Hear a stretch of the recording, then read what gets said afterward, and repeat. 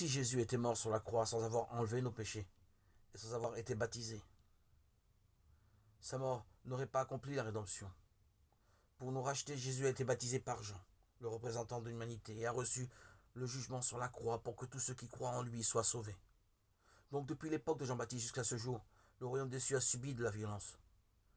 Puisque Jean-Baptiste a transféré les péchés des hommes sur Jésus, vos péchés ainsi que les miens ont pu être expiés. Vous et moi pouvons donc désormais appeler Dieu notre Père et entrer joyeusement dans le royaume des cieux. Dans Hébreux 10, 18, or, là où les péchés sont remis, il n'y a plus d'oblation pour le péché.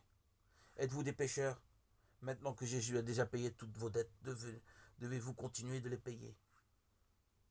Il y avait un homme qui buvait trop et qui avait une dette envers plusieurs créanciers.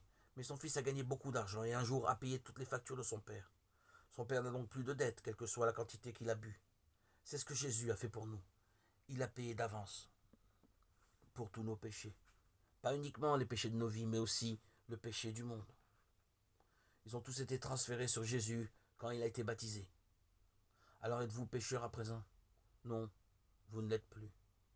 Si nous avions connu cet évangile de la rédemption depuis le début, il nous aurait été vraiment facile de croire en Jésus. Il est vrai que c'est dommage et beaucoup de gens s'étonnent à ce sujet. Mais il ne s'agit pas de quelque chose de nouveau, cela existe depuis le commencement. Seulement nous ne le savions pas. L'évangile a toujours été cité dans les Écritures, il a toujours été actif, il a toujours été là.